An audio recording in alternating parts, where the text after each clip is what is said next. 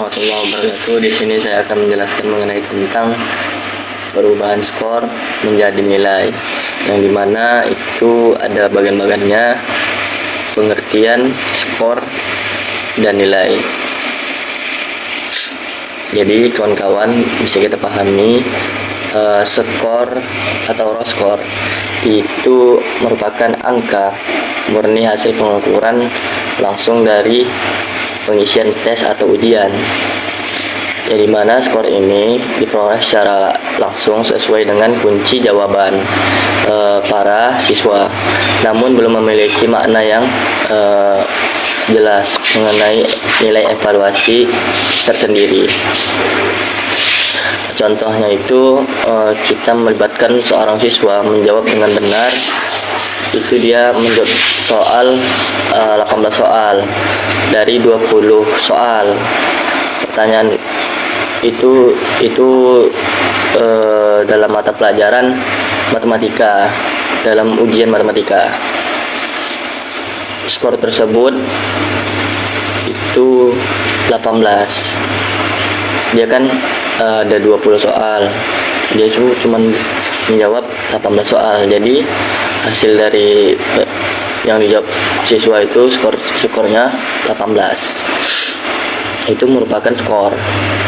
Sedangkan nilai itu hasil penaksiran skor yang mentah itu ke dalam skala standar tertentu, yang dimana contohnya itu skala dari 0 sampai 100 atau kategori dari huruf A sampai E. Nilai ini menggambarkan status pencapaian kompetensi siswa secara kualitatif, yang dimana contohnya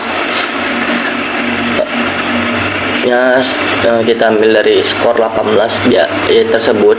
Dari skor itu ditransformasikan menggunakan kriteria kelulusan, itu menjadi sebuah angka, di mana angka itu menjadi 80, menjadi 90. Itu dikategorikan sebagai penilaian siswa yang sangat baik atau dikatakan lulus akademik. Kemudian adapun tujuan konversi skor, yang dimana tujuan konversi skor ini ditandai sebagai standarisasi, yang dimana standarisasi ini menyeragamkan skala pengukuran dari berbagai jenis instrumen tes demi tes keadilan dan keakuratan penilaian. Jadi tujuannya itu menggunakan sistem standarisasi ini agar penilaian tersebut akurat, jelas, serta adil dalam memberikan hasil nilai.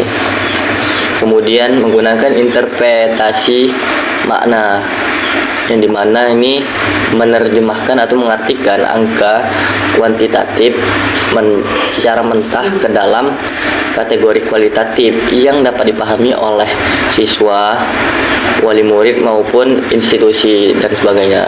Kemudian menggunakan keputusan akademik. Jadi tujuan kita menggunakan keputusan akademik ini itu sebagai acuan secara mutlak penentuan kelulusan, bahwasanya itu bakal ada batas KKM, kenaikan jenjang, kemudian rekomendasi remedial, dan juga menggunakan program pengayaan kelas. Karena itu memang mutlak penentuan dari penentuan hasil dari keputusan akademik memang harus diacukan ke situ, ke keputusan akademik. Kemudian rumusan konversi skor, yang dimana rumusan konversi skor ini memiliki variabel perhitungan Di antaranya kita ambil dari inisial R, itu skor perolehan, yang dimana skor perolehan ini merupakan jumlah poin yang secara mentah itu dari seluruh jawaban para siswa. Dari seluruh jawaban benar siswa itu berapa, yang seperti yang saya bilang tadi. Kemudian skor maksimum ideal, ya dimana skor maksimum ideal itu atau SM ini merupakan batas poin secara teoritis jika seluruh butir atau seluruh soal itu dijawab benar oleh siswa. Kemudian hasil atau nilai akhir, yang dimana hasil atau nilai akhir ini merupakan hasil konversi berskala 100, dalam artian itu presentasi murni tingkat pencapaian siswa terhadap hasil yang diperoleh siswa, yang dimana kita memiliki rumus dari variabel perhitungan tersebut, ya, yang dimana nilai sama dengan skor perolehan atau R per skor maksimum atau SM dikali 100, yang dimana rumus ini mengukur hasil ketuntasan siswa dan juga merupakan sasaran bahan ajar yang diacukan atau diujikan secara objektif. Kemudian langkah-langkah hitung, yang dimana kita memiliki langkah yang pertama, akumulasi skor, yang dimana akumulasi skor ini merupakan jumlah skor benar dari lembar soal jawaban ujian peserta didik untuk mendapat nilai skor atau R, raw score. Kemudian langkah kedua itu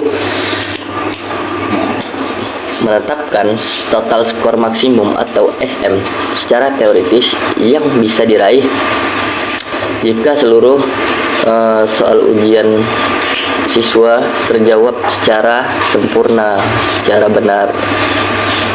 Kemudian langkah yang ketiga itu membagikan total perolehan skor atau raw score dengan skor maksimum ideal atau SM untuk mengukur rasio penguasaan. Kemudian langkah yang keempat ini yang sangat penting itu kita menggunakan konversi skala, yang dimana konversi skala yang tadi saya sebutkan itu mengkalikan rasio dengan pengalik 100 untuk apa? Untuk memperoleh hasil nilai akhir skala standar nasional. Saya akan memaparkan mengenai tentang simulasi dan contoh perhitungan, yang dimana saya akan mengambil contoh siswa yang bernama Budi Santoso. Dia memiliki perolehan nilai skor perolehan itu 18, skor maksimumnya 20. Kemudian proses perhitungan formula 18 dibagi 20 kemudian dikali 100. Hasil nilai akhir atau skala 100 itu nilainya 90. Dia memiliki status evaluasi dengan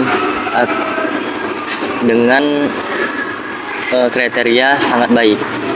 Mungkin itu saja yang dapat saya paparkan mengenai tentang perubahan skor menjadi nilai.